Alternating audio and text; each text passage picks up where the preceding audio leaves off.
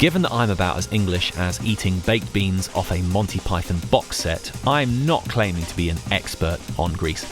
However, at this point we had been here, here, here, here, and here. And here, and here, and here. So believe me when I say that we have seen a fair cross-section of Greece, low-angle flag shot. Oh, it's blowing the wrong way around. Well, never mind, I assume that's not considered a grave insult. However, to get a glimpse at a rather different part of the country, we had planned a sneaky trip to Thessaloniki, or a Thessalo-sneaky, if you will. So we landed in Thessaloniki with some stunning views of Mount Olympus on the way in, and as is now practically a sacred ceremony, a first Freddo espresso out front of the airport before jumping on a bus. Bus into the centre is pretty straightforward and only about 180. Thessa looking pretty great as we stepped off. There are so many buses in Thessaloniki, they are just everywhere. So, big Roman arch. The Roman emperor who built this must have had a great sense of humour. He was Galerius. Hey, none of you have better Roman emperor puns than that, I guarantee it. Well, quick coffee island with the Arch of Galerius in the background. We took strides around the town, taking in various significant churches and other historic sites. I had eaten espresso, beer, and nothing else so far this day, so I was about ready to take off from the ground if I just flapped my arms fast enough. Now, the first day we were staying at the Pella Hotel. Not that it matters, it was fine. Heading back out to explore more, Thessaloniki is a pretty incredible place. It's hard to summarise the exact ingredients that make it up. It is, of course, very busy everywhere. Unlike most Greek places we've been, who are used to a large volume of tourists, it's refreshing how Thessaloniki seems to mainly exist for its own sake. So there aren't places hugely pandering to a foreign audience. Basically, all the stores are catering to the locals. In the early 20th century, the city was commonly known, in the English-speaking countries at least, as Salonika, and there are traces of old Salonika everywhere in flourishes of Baroque and turn-of-the-century grandeur, but still sharing the skyline with the ubiquitous apartment blocks.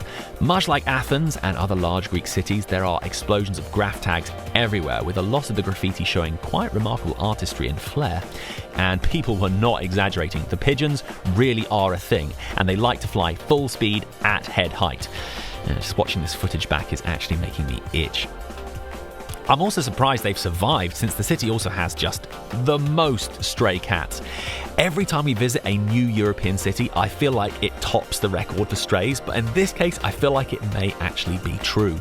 So many cats. And the occasional dog, but the dogs were more on the comically overweight side. Now, it's not all modernity, as one of the biggest pulls of the city is its rich history of Roman ruins, ancient churches, Ottoman bathhouses, and all sorts. I'm not going to devote too much time to them in this video specifically, but a few highlights. One of the first places we went in, just beyond the Arch of Galerius, is the Rotunda, a really unique round church built in 306 with a stunning arched ceiling which still retains some of its later mosaics from when it became a church. It then retains this minaret from the Ottoman period of the city, where it was turned into a mosque, and considering this building is surviving pretty much intact at size 1,700 years later, it's a near miracle. And it's similar in significance to the Hagia Sophia in Istanbul and the Pantheon in Rome. And yeah, the city is full of buildings from almost every era from the last 2,000 years. Although all the baths and churches, mosques and marketplaces can never really escape from their urban surroundings. Little islands of history amongst a sea of glass and air conditioning units. But they really bring the city to life. I'm normally all about that Byzantine life, but it was a lot of the Ottoman stuff that was actually quite special to see. After running myself ragged up and down the hill trying to catch as many of the mosques, baths and churches as I could, low-angle flag... Oh, damn it, that one's back to front again. Okay, enjoyed a very slow walk by the waterfront with a gyros down towards the White Tower, and if you've not picked up, very busy. The White Tower is not the most impressive sight in the city, but it does work well as the city's icon, and this part of the waterfront is one of the busiest thoroughfares, with buskers doing... things.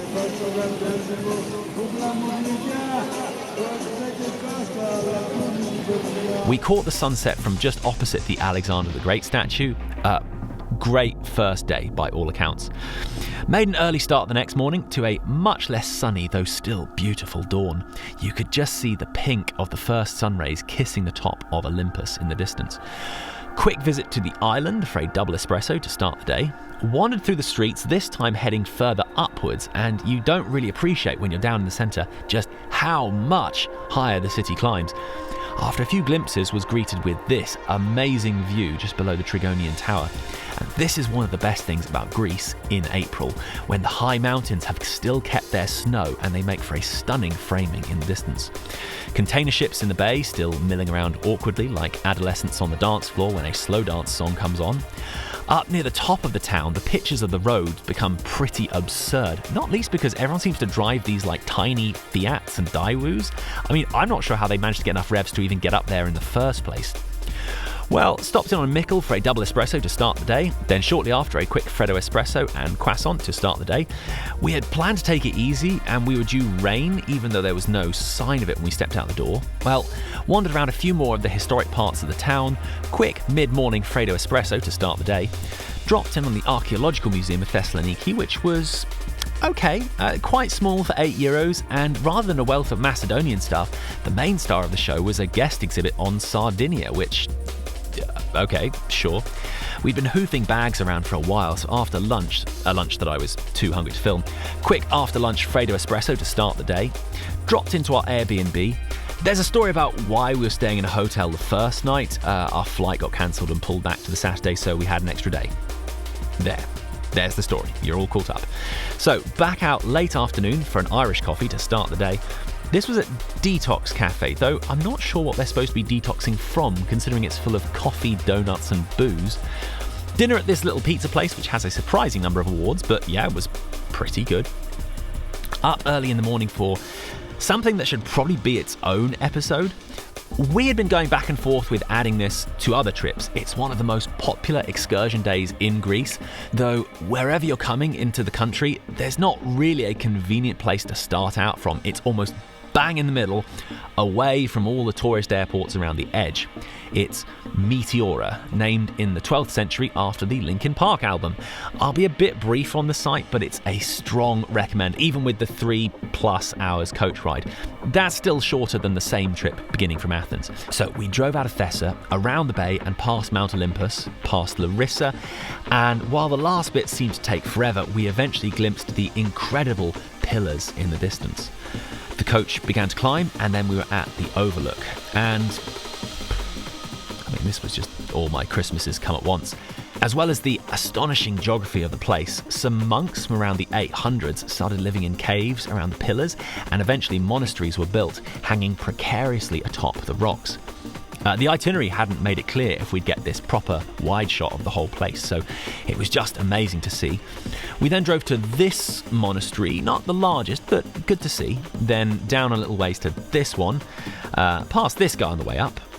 Couldn't film inside here, hardly at all anyway, but to be honest, the insides are not really the highlight, it's more the wide views that make it. Came down to find the floof had relocated to the middle of the road, so we shall name him Deathwish, and he really was not moving for anyone. Cars and coaches alike were having to steer around him. Well, we got dropped here for lunch. I'm sure there's a pre-arranged deal between the tour company and the restaurant, but a bit of a stitch-up for everyone concerned. The restaurant all of a sudden has to juggle around 40 new people all wanting to be served and out again in just under an hour. And while they were making some pretty fancy food, dude coming out with that kitchen blowtorch, this was an expensive spot. I was mainly content with a mythos and this unusual espresso vanity shot. Gotta hand it to them for the views at the very least. Then 3 hours back with a stop which, dragged a bit, but comparatively small price to pay for what essentially stole the show of our entire Thessaloniki trip. One day I will show a lot more of the footage we caught, but just not right now, otherwise this episode will be creeping towards the hour mark. Oh, by the way, so the excursion was about 50 each with Ammon tours. Looked into other options, and while it is actually possible to do it by train, it is very close to the same price, except you'll have to make your own way up on the roads, which is about an hour on foot or however much for a cab. There's also bus options, but weirdly only leaving at midday, so timing that's not really used to anyone without an overnight stop. So yeah, look, I suggest excursion, a bit pricey, probably worth it. So we were eating dinner when we landed back, and here's a silly problem to have. I mean, in some ways it's actually quite a good sign. In a lot of Greek places, every third shop front is a restaurant. You just glance past what you feel like, and yeah, you barely even have to think about it.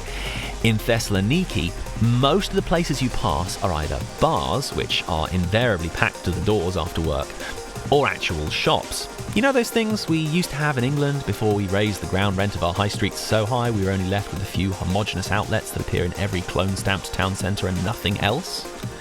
But yeah, all this means you can walk in a straight line for 10 minutes and scarcely see a single restaurant. The street that connects the rotunda with the White Tower has a lot of takeaways, but it's also a massive wind tunnel, so it's not the superest to be eating outside if there's a stiff breeze. We ended up in a small burger place, which was pretty alright. Okay, following day. I am not really keeping you apprised with all the early scamperings around I was doing, but with no exceptions, all 5 mornings I was out of the house around 6:30 to film, usually for about 2 to 3 hours or so until the rest of the day's activities took over. On this day, we had a hire car to pick up, and after some mildly fraught town driving courtesy the quiet country lanes of downtown Thessaloniki, we were out on the road heading east. The goal was Philippi, though we made a bunch of other stops along the route there and back. There are a lot of toll roads in this part of the country. Thing is, they were pretty great. Barely any traffic, mostly very smooth, and yeah, only about 90 cents for the most part. It was weird. I was like, I feel very in favour of toll roads all of a sudden. And it was a glorious day, so it just felt great to be out and exploring. Philippi was pretty brilliant. We arrived around midday and there were approximately 1 zillion squawking schoolchildren, but lucky for us, after about 10 minutes they all filed out, leaving only us and 1 other couple on the entire site. The theatre's pretty spectacular. A lot of the site was a building site, but we got a pretty good look at it from our vantage point.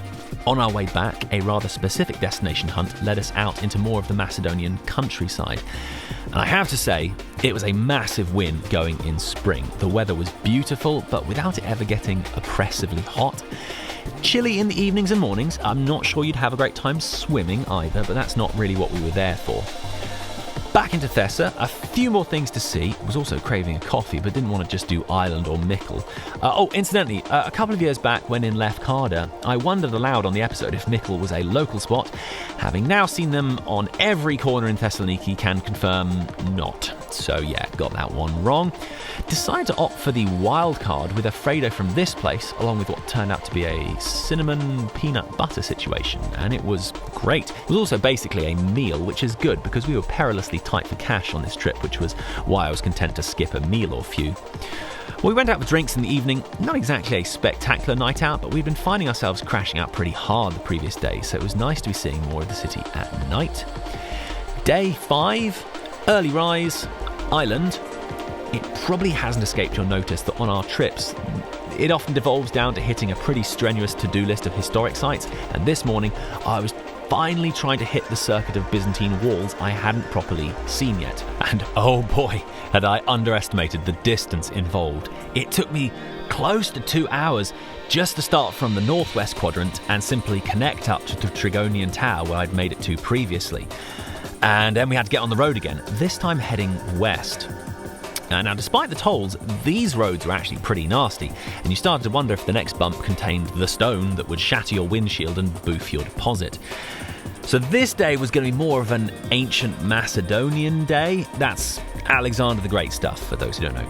We had mixed results.